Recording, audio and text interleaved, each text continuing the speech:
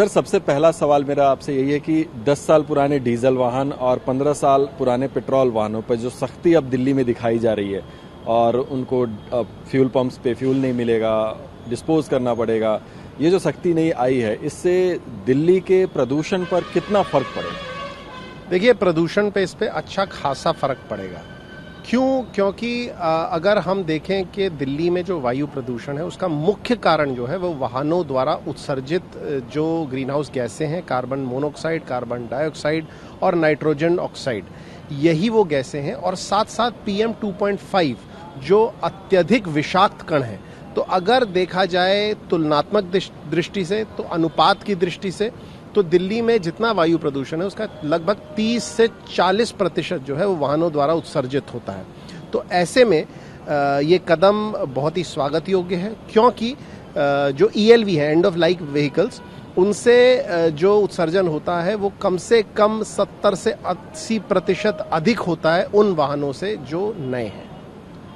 जिन लोगों की गाड़ियां हैं सर, अब उनका कहना है कि सरकार कुछ ऐसी पॉलिसी भी ला सकती थी जिससे वो अपनी गाड़ियों को अपग्रेड करते, एमिशन कम होता और शायद वो गाड़ियां कुछ और समय तक चल सकती थी। क्या ऐसा संभव है? बिल्कुल, और सरकार को ये करना भी चाहिए था। सबसे सिर्फ एक ही डंडे से सबको नहीं हाँक देना चाहिए। जिनके पास पोल्यूशन सर्टिफिकेट है, जिनकी गाड़ियां जो है उत्सर्जन नहीं कर रही, उनको अलाउ करना चाहिए था। साथ ही साथ इस सबसे परे सबसे पहले सरकार को जो पूरा अपना ताकत लगानी चाहिए वो उस पर लगानी चाहिए कि जो हमारे सरकार वाले वाहन हैं, जो हमारी बसें हैं, जो हमारी मेट्रो हैं, जो हमारे और तरीके हैं सोशल ट्रांसपोर्ट के, उस पे जोर दिया जाए, हमारी बसों को बेहतर बनाया जाए। आप यूरोप से सिर्फ रूल के हिसाब से नहीं कम्पीट कर सकते, उनके हिसाब से जो हमें बेनिफिट्स मिलने चाहिए उसमें भी कंपटीशन सरकार को करना चाहिए।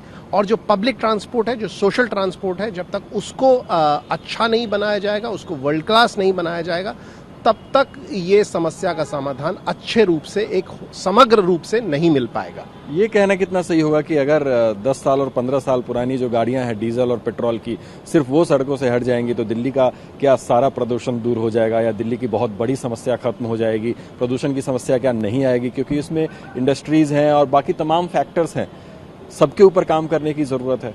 जी, दिल्ली का जो प्रदूषण है, सिर्फ वायु प्रदूषण की अभी मैं बात कर रहा हूँ, उसको इससे कुछ बेहतर होगा। लेकिन अगर उसमें हम एक समग्रता से चाहते हैं कि बेहतरपन आए, तो उसके लिए उद्योगों पे काम करना पड़ेगा, डस्ट का जो मामला है उसको देखना पड़ेगा, वाहनों के उत्सर्जन पे काम करना पड़ेगा, जितना भी निर्माणाधीन कार्य हो रहा है अभी भी इलीगल तरीके से हो रहा है उसको देखना पड़ेगा, पराली को देखना पड़ेगा, जो भी ज्वलनशील गतिविधियां होती हैं उनको देखना पड़ेगा, और साथ ही साथ आसपास के राज्यों के साथ एक टीम बना के काम करना पड़ेगा कि वहां से भी जो डस्ट का उत्सर्जन है और वो डस्ट यहाँ आती है, अरावली में खास तौर पर जो इलीगल माइनिंग चल रही है उसको देखना पड़ेगा।